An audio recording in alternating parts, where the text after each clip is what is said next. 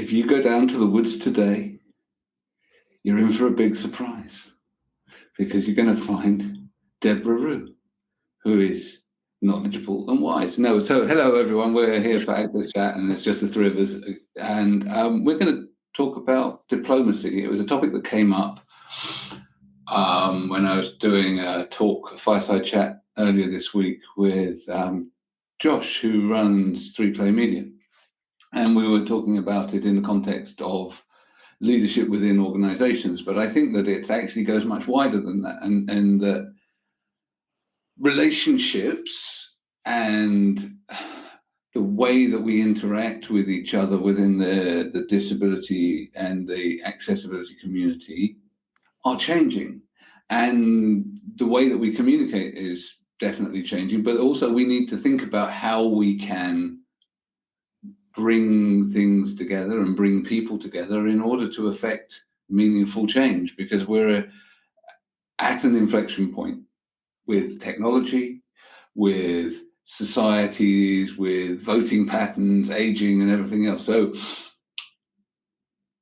stuff that the ways that we had been doing things, they're not necessarily valid anymore. So how do we bring some of these disparate groups back together? We had a platform before. We used to actually do a lot on Twitter, and we spend a lot of time building communities there. Unfortunately, that's kind of unraveled. We still have our chats, but generally speaking, there's not that same sense of community. So I'll start with you, Debra. Where do we go now for community building? Because you're building a community with Billion Strong, but where are we going with it? How are we going to build communities that collaborate, that convene?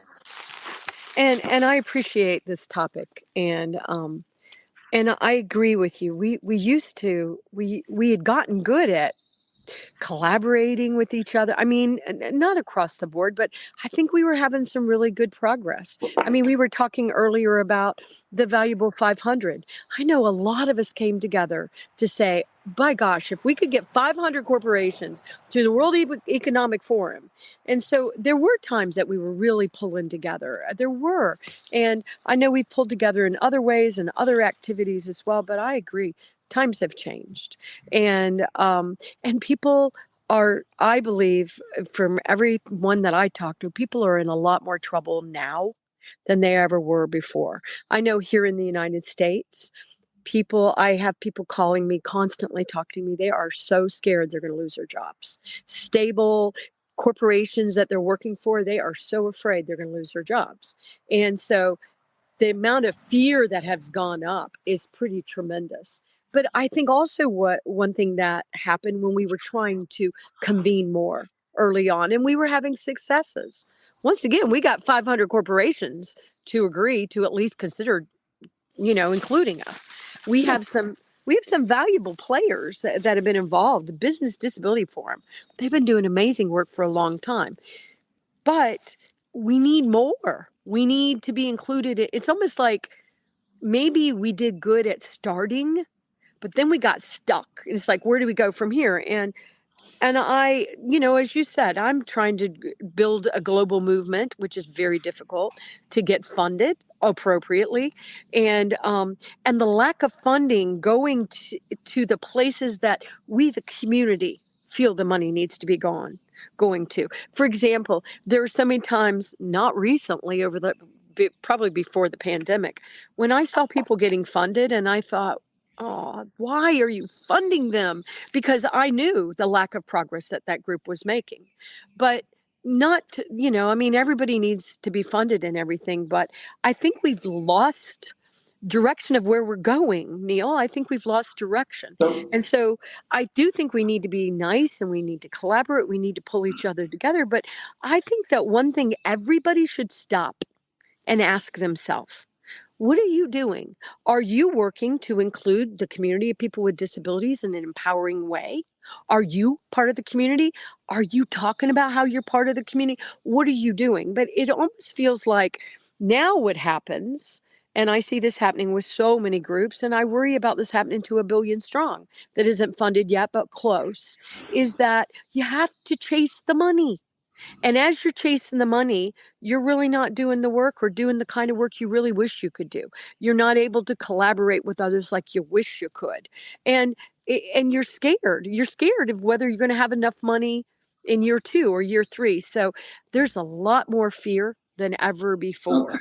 So I think that obviously there are significant differences between the sort of climates in different parts of the world. So, and I understand the US political climate and the business climate is driving some of that fear, right? Because you see the deprioritization of topics as woke. Oh, Whereas yes. actually they're just, they're just wanting to include human beings. Right. So on the other hand, I think there's progress being made in places, certainly in Europe, where the structure is different and the approach is different.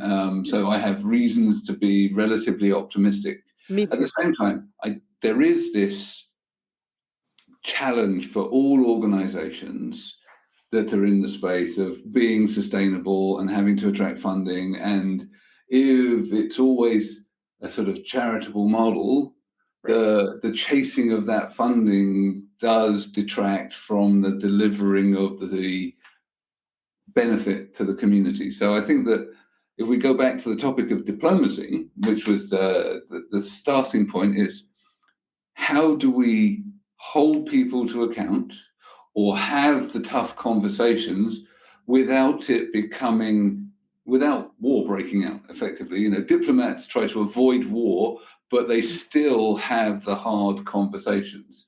They still do the work in the background to say, actually, you know what, we find this not to be something acceptable. We need you to do something else. And they sort of broker those things. That feels like something that is no longer happening, certainly not in the open, on social media channels or in other sort of communities. It seems to have somewhat dissipated. And I don't Well, know I whether, would say yeah. I would say part of the reason why it's dissipated is because I know that I tried doing that. I tried loving on the corporations and really trying to really encourage them to understand they need to, really focus on including all human beings. But then after a while, I started feeling like a lot of these corporate brands were saying, "Yeah, yeah, yeah, we hear you. We're going to just do these check boxes over here, and you need to be grateful." And I also think another problem with the funding and we have to state, you can't talk about diplomacy without talking about the realities that everybody's facing in this community. And Hmm. so the community it's feast or famine. It really is. I remember Stefan at the Valuable 500 said to me, Deborah, if we weren't blessed to get an investment from the Nippon Foundation, the Valuable 500, we'd be just like y'all at Billion Strong, trying to figure out where the money is. And so one thing we need to solve in our community is how can we get funding to the places where they need to be. But that's in any other communities as well. But I also would say, as far as diplomacy goes, I think a lot of our community we're just, even me, who is obnoxiously optimistic, I'm sort of getting tired of being a diplomat. I really am. Somebody introduced me the other day as an activist. And I thought, an activist. And I thought, okay. And I actually feel that's where I've had to move now. I've had to move to become an activist because too many people are focused on checking the boxes. So diplomacy is good. And I appreciate diplomacy, but I think maybe I have been way too diplomatic in the past. And I'm not going to go out and start attacking because it's not my style. But I think a lot of people are just really sick of waiting. And we see people have success and then they forget what your name is. You help them drive all this groups and business to them, and then they just totally forget who you are. And that's okay, except how do you have a diplomatic conversation? Um, maybe some of it is just the times we got to keep walking through these we're going to have to navigate through these areas so we can figure out how to be more diplomatic with each other. But I think some of the lack of diplomacy you're seeing is from the frustrations that are being felt in the field. And I have taken all my conversations to LinkedIn. So Twitter, X, whatever, but I'm having my most powerful engagements on LinkedIn. No, Antonio. I'm still on both. Yeah, I am too. I tried, as many people try the others, and we realize that the engagement there is not great. You know, my primary focus, over the last, let's say, couple months, I've been LinkedIn as a slow mode, but I found that there's still value on sharing it on Twitter, because I actually seen the ability to reach people who are usually not considered as part of the community. It's really a place where you can still reach other people in a kind of an interesting way. I have all types of people engage with me at that level from different sources when I share snippets and contents from our access chat videos. It still works well. I got nice replies, nice private messages of people. Yes, I really like it. This, thank you for sharing. I get that in a kind of a more organic way that I actually shared on LinkedIn. As you know, we have a kind of a broad community, and like you're telling Deborah, we know that we have many friends and people from organizations in the space of supporting others on disability and diversity, but those groups, they rarely engage with us on LinkedIn, very rarely. So and on Twitter, I They get do with me, Antonio. yeah. I'm engaged with those groups on LinkedIn. But I No, also, you are, yeah, but some of these organizations that we help in the past, they rarely engage with us. They right. I rarely agree. pass by. No, it's almost like now we have the money. Bye bye. We don't need you. It's a bit like that. Yes, I have seen that as well.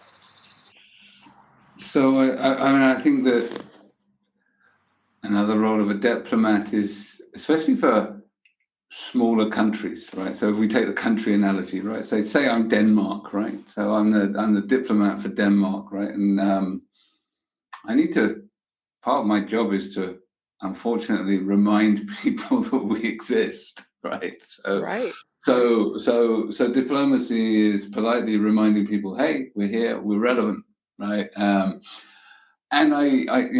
so there is absolutely a place for advocacy, and there is a rightful tiredness amongst the community of waiting in line, right? Because disability is always the last one to be recognized. It's always, and the organizations supporting people with disabilities, supporting the community, are always the last one.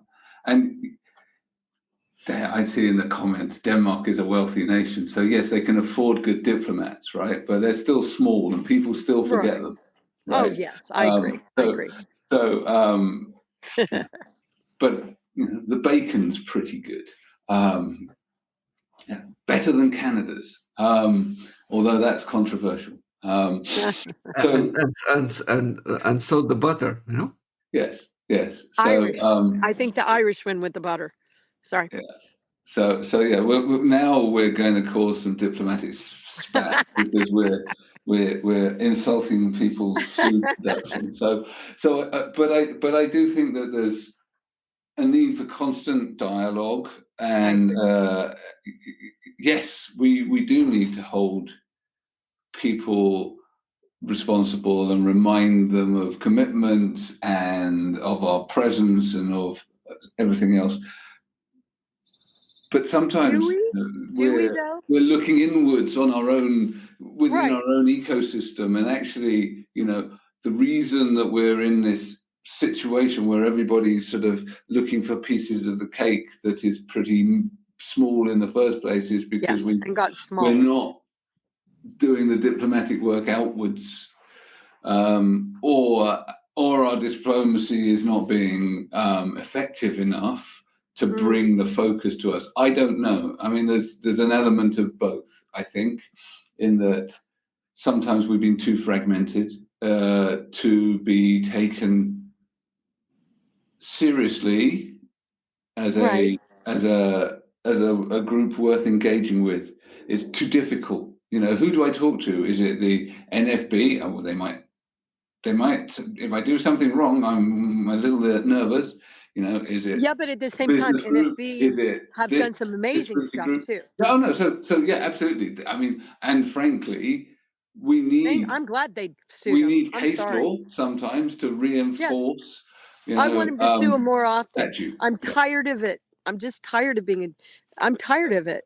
I So am. I'm just tired of these brands not taking us seriously. I'm tired of people, making it only about themselves. And so I think we all have to do a lot of soul searching and say, because if I help somebody, I don't want to tie myself to their leg the rest of their lives and go, don't you forget I helped you. Don't you forget, there's some of that happens. But at the same time, um, I think the what happens to a lot of these groups and you already said this, Neil, when they're trying to get funding to stay alive. And you didn't say this, but I'll make this comment. Sometimes that funding does absolutely have attachments to it. I think about that at yeah, Billion Strong. We've worked so hard. We're working so hard with funding. And we actually were staying away from corporate brands because we thought, all right, we're trying to convene. We're not going to ask corporate brands to do this. But corporate brands add a lot of value to these conversations as well. And so I just think we all need to be patient with each other and hope for the best and support each other. And what I do very consistently all the time is I'm always promoting other people. And all three of us do that on Access Chat. We're always bragging about other people's work. We're always bringing them in and saying, tell us what you're doing. I think we need to see more of that, of people supporting and helping each other. And it is a shame when we see brands in our field, business to business groups, that don't forget who helped them. But at a certain point, I'm less worried about who helped you and more worried about what you're doing to make a difference for this community. So I think that we do need to, as a global community, be more collaborative, be Yes. more able to lift each other up. Yes. Yes. Don't stomp on each other. Build And a that's bigger happening pie. now. Make a bigger pie. Let's not fight over the crumbs. It's I agree. difficult though. It's very difficult when It is. we have the mentality of starvation, and when you're And a you are lot of the starving, Neil. organizations that are in the field are on the breadline all of the time. Right. All the time. Right. And so the survival instinct kicks in, and then of course you're going to act selfishly because you need to survive. And Maybe. yeah, maybe, or maybe you don't. I haven't acted But selfishly. the organizational instinct is to survive, right? So therefore, Right. Right. whether or not the world needs the organizations to survive is a different question. But the organization's instincts is that we must Yes. survive. I Yeah. agree. Well said. Well said, Neil. I agree. And it complicates things because they need to survive. And they need to survive because they got to pay their bills. But people are, it's really horrible what's happening in the community to people with disabilities. And people with disabilities are being told by brands, which, by the way, I'm telling the community, please don't fall for this. But they're being told by these brands and these business to business groups that are supposed to be helping our community be included. They're telling them all you need to do is we'll know who you are, we'll pay for you as a speaker, and we'll do this and we'll throw you this. That is not the way forward, guys. That is not the way forward. Hoping that a corporation will give you a speaking gig. Because, by the way, they might give you a couple of speaking gigs and then they'll say, oh, we had you last time. That is not the way forward for our community. And it's not even the brands, it's not sustainable for the brands either. And so I think our community needs to expect different things from corporate brands and the business to business groups that say they're supporting the inclusion of people with disabilities. We as the community, we need to expect different things from them than what we're doing. We're playing this really bad game of, oh, yeah, you included me. Yay. Okay. But what about the billion other me's behind me? That's not the way forward. And that's not even fair for the corporate brands too. So I think we put a lot of pressure on corporate brands to solve these problems for us, when actually most of these problems are societal problems. We as society need to solve them. But as Neil's saying, we can't solve them by ourselves. We have to collaborate with brands that want to help us. But I think the days of us expecting business to business groups to solve these problems for our community, I just don't have the confidence in those brands anymore. So I think that they can address the issues in a particular area, and that's in the workplace, right? I don't think that they can necessarily bring about the societal changes and all of the other attitudinal ones that are required, and those require different approaches, and again, collaboration with different groups. So, including them. Addressing the sort of innate ableism in society doesn't just come by doing business to business stuff. Businesses are, giving people the opportunities for equal opportunities for meaningful work with the support that they need because of their disabilities. Absolutely, right? Making sure that the jobs that are available aren't the entry level ones, and you can have career progression, and you're not pigeonholed as in a particular job. Oh yeah, hey, we've met our quota. We've hired a bunch of people in with intellectual disabilities in the post room. Fantastic. Right. No, let's look at more holistic approaches within work. But then that goes beyond one. Companies can be exemplars. They can have influence on other companies, and you can create an ecosystem. But it goes beyond that. It goes to legislators. It goes to the whole sort of education system. There's so many different strands to changing this. I just hope that we're at an inflection point where the generational shift in power that is coming in terms of influence and politics will act as a catalyst for some of these changes, because I think that we are in a rut. There are certain things that I'm positive about, but I think that in terms of equity in society, we're in a rut, and we're in the stages of the pendulum at its furthest point of the swing away from fairness. Maybe not quite yet. Maybe it's still got a little bit further to go, depending on how elections work out. But I hope that it's going to take a significant swing in a fairer direction in the not too distant future. I agree. And I also think, if I know what we're doing at Billion Strong, which has shifted pretty dramatically lately, but in positive ways, I think if we have a better idea of what the community really needs, then we could work with the corporate brands that do want to work with us. My gosh, so many brands are really fighting to include us, and doing amazing things. But I think one thing that the community has to do is we have to come together and convene to make sure that we can tell people in more meaningful ways, what are the issues that are stopping you? Because right now, I don't think the community has done that very well. We have not done well to say, what do we need to be more meaningfully included? We've done it a little bit, but for a lot of it, I think that we've said to corporations, and I will speak for the United States, my beautiful country. What we did here in the United States was we said, you need to include us. And then corporations tried. And then they did a crappy job, we thought, so we sued you. Wrong. Try again. Okay, why don't we not do that this time? And this time, because now we have a ton of data out there. We've all been working our butts off. We have a lot of information out there so you can be successful in including people with disabilities.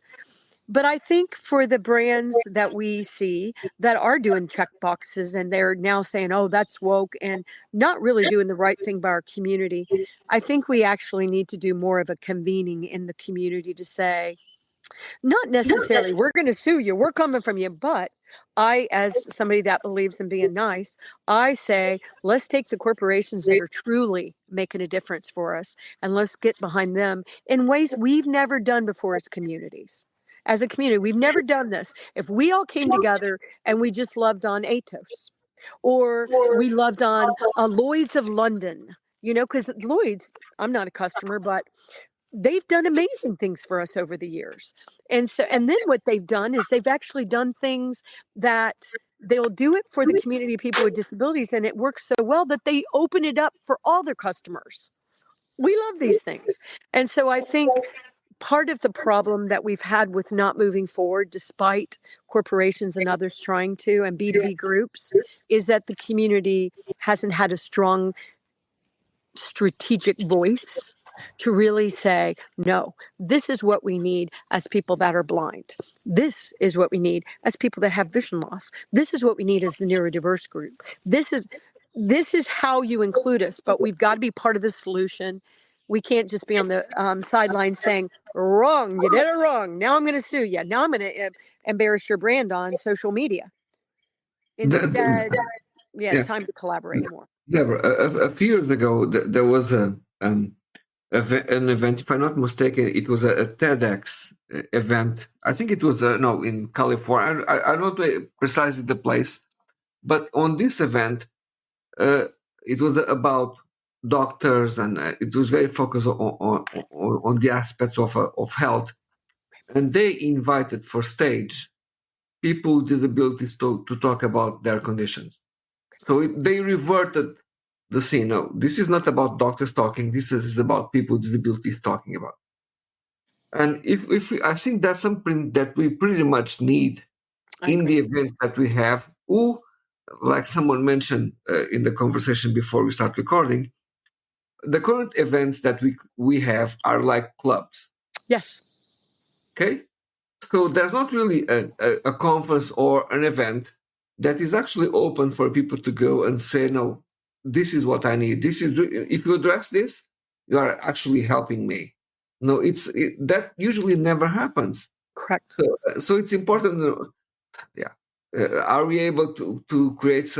Is anyone out there able to go and pick? Okay, let's do an event that we reverse the order, where we listen and let the community to talk with us. I haven't seen that happen, and that's something that would be very much needed.